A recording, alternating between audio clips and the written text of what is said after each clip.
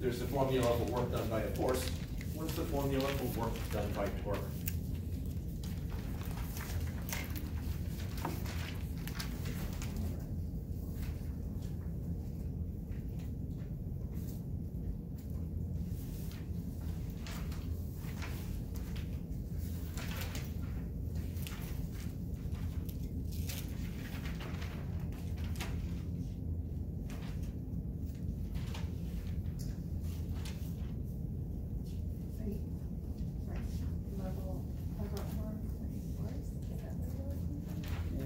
The lever arm is something that you would use to find torque, but I'm looking for the formula for work done by torque.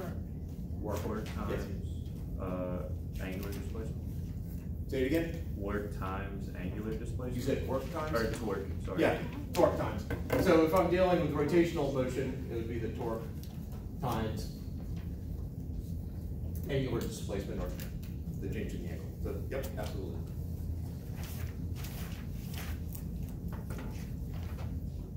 We also talked about the fact that momentum is equal to mv. Angular momentum, symbolized by an L,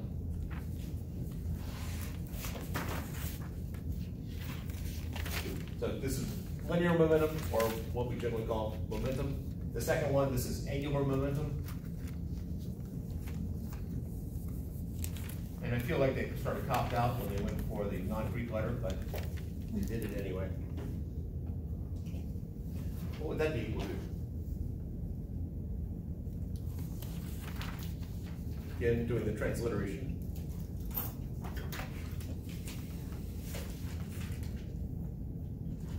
Mass times, mass times angular velocity. Angular velocity I'll agree with, not mass. Moment of inertia. Yes. Now we've talked about moment of inertia. We've done the races, I believe. If you recall, moment of inertia is, you sort of imagine that you break an object up into a whole bunch of tiny little masses, and then you just add together, this is the sum of all those masses times how far they are from the axis of symmetry. So if I am standing like this, and I want to rotate about my center, I've got a hole right there, and I'm going to rotate, I have a certain moment of inertia. If I put my hands out, what happens to my moment of inertia? Increases. Yeah, because I have more mass that's farther away. Now, is that a significant thing? Well, depends. Notice that r is squared and mass is not, so r is going to have more of an impact than just adding mass on.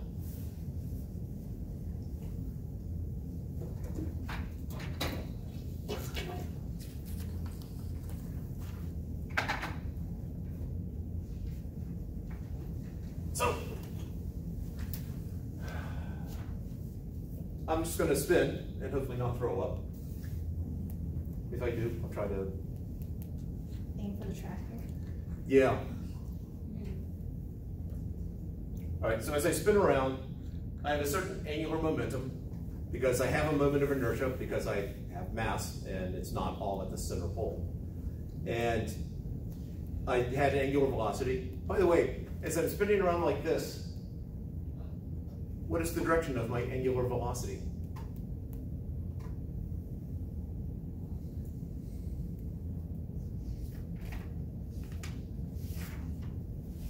Yes.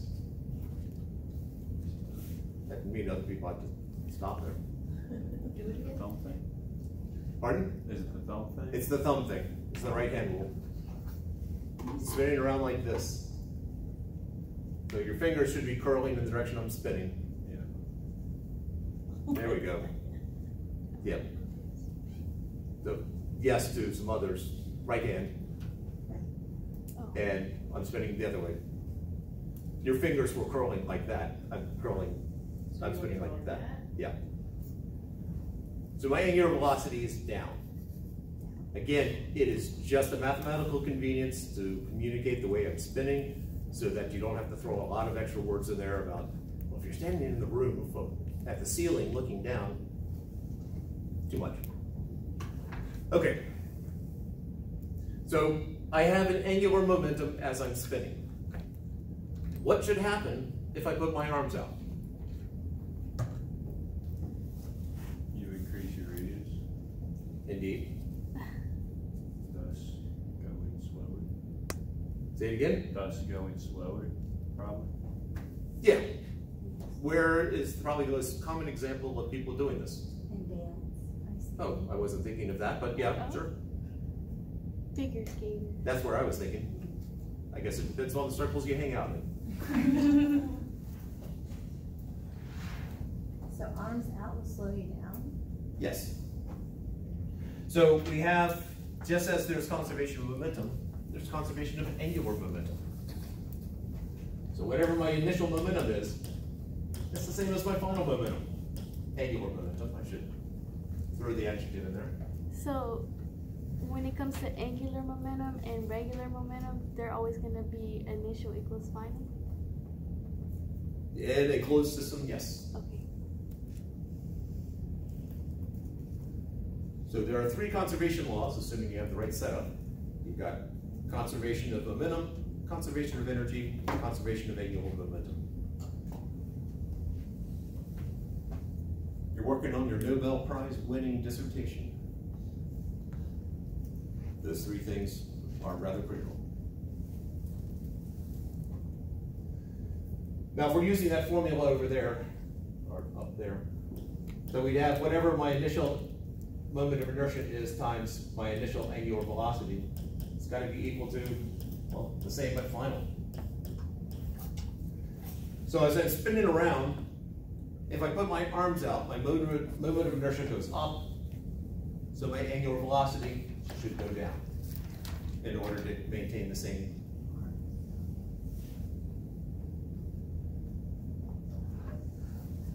All right. Now, it helps if I've got a little bit more mass, not at the center.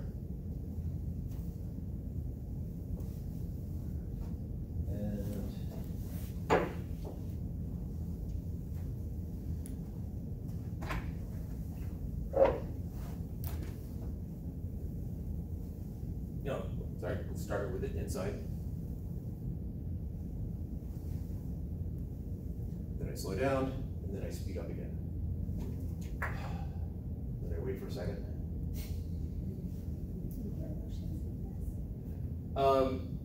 Occasionally I get bouts of vertigo. There we go. Any of you happen to know the Epley maneuver? I don't need it right now, but just for future reference. The what? Epley maneuver. It's a way of clearing vertigo. Okay. I know CPR. Hopefully it won't come to that.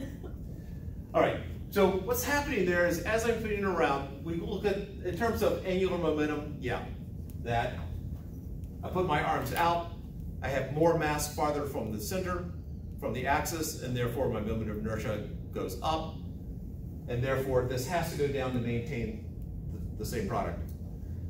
From a different point of view, my arms are in like this. As I am spinning around in this direction, this arm basically gets thrown that way, and the other arm, as that gets thrown that way, just basically going out.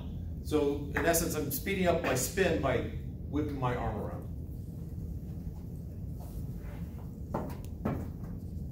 From a more force point of view. Now, there are a couple of devices that occasionally I see in real life, but see more on TV and movies. The helicopter. That's going to be a helicopter. Yeah, I know. I see it now. Now, in order to turn the blade, there's got to be something in the helicopter pushing on the blade. So if I'm trying to get the blade to spin around like that, there's something pushing on it, and therefore because of Newton's third law, if something's applying torque that direction, something has to be applying torque back. So what I would expect from a force point of view, if I push on the propeller is the whole, that thing, push on the shaft, there we go.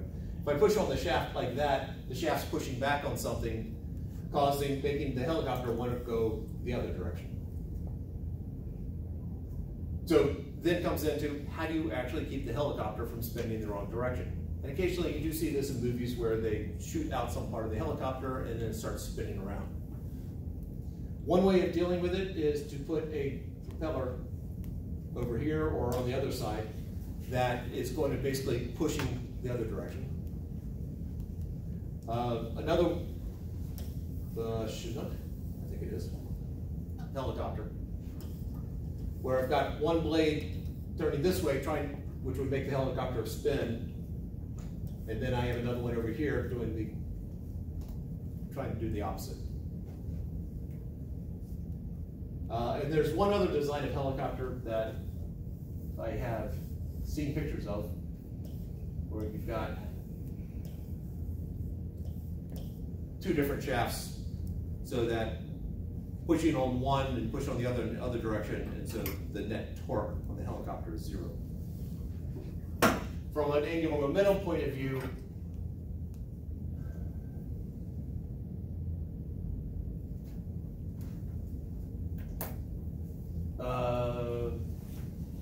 wait, let me get my complete thought here.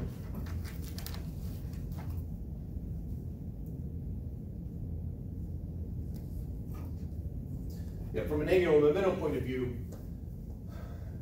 if it's starting at rest, any total angular momentum is 0.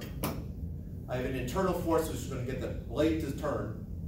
So the helicopter wants to maintain whatever my angular momentum is. And so therefore, if I'm pushing on the blade like this, creating angular momentum that is up, then the bottom part wants to create angular momentum that's going down to balance it out.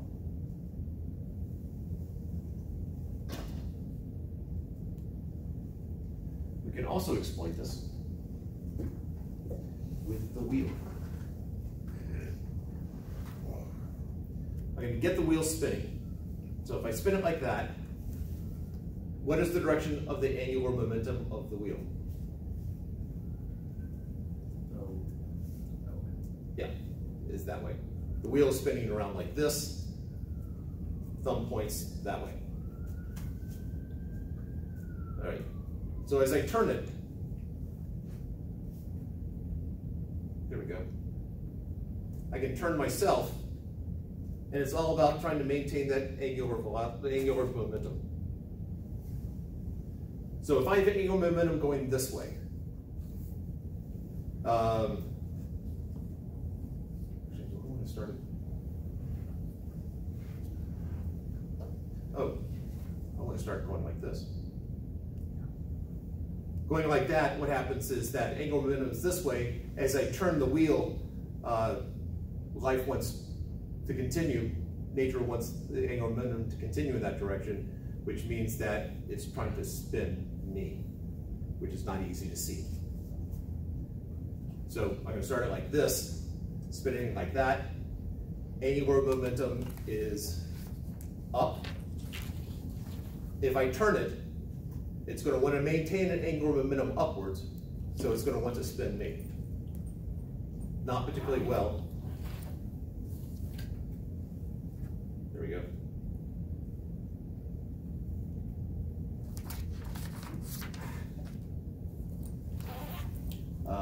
This chair does not turn as easily as I was hoping, but hopefully you've gotten close enough to what's going on there. That's getting really loose too. Questions?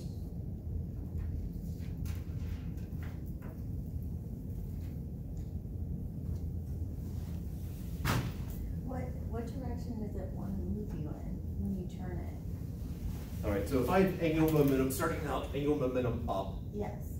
as I'm turning it, it wants to maintain angular momentum going up. So it wants to move you that way. It wants to move me that way. Okay. which I think it did. So it wants to move you in the same direction as the tire, As it was, yes. as the angular movement of the tire. All right, so as I, make sure my feet aren't touching. So as I turn this, come on. It is turning me slightly as I rotate it. But I felt like it's moving you both ways. Well, I am turning it back. So Yeah. once I get it to this point right here, it's now down. And so when I move this, it wants to spin me the other direction in order to maintain that. Center of gravity. I mean, center of angular. Yes. Is there really a center of angular momentum? I don't think so. No. But it wants to keep you going in the same direction Yes. as the angular momentum.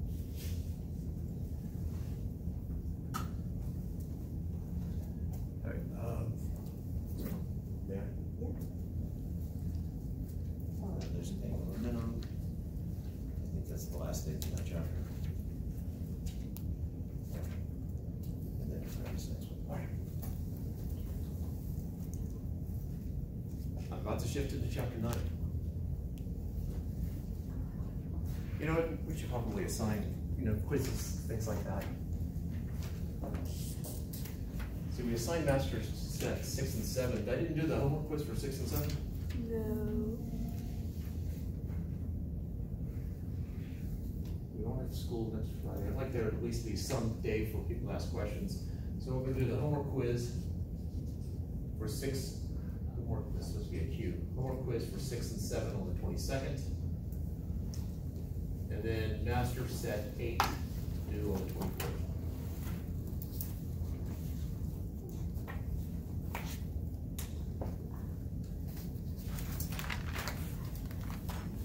and then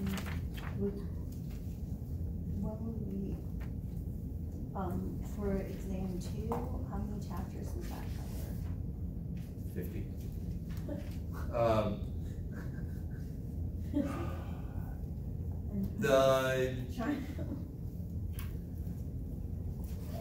I do test to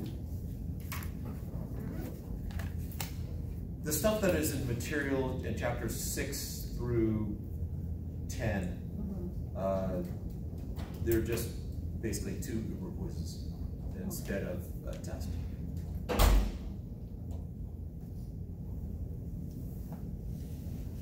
And then I do chapters 11 through 14 differently, and then we get into the material for the last test. Are you gonna hand out the? Oh, the old test? Yeah. Yes. So Thursday we're starting on chapter 9, or we're still gonna be on 8? We are about to start on chapter 9. Okay. Trying to think of who has not taken the test yet. I didn't take one tomorrow at 12. Okay. If you could wait, I will hand it back after that's been done, or if you can't wait, after class, just follow me to my office, I'll give it to you. Yeah, we'll follow you. Was that? We'll follow you. Okay. My question is, because you let us correct the answers, when does that due? Since I will officially hand the test back, I guess a week from today, it'll be due the 31st. Okay. So I write it down. Test 1 corrections.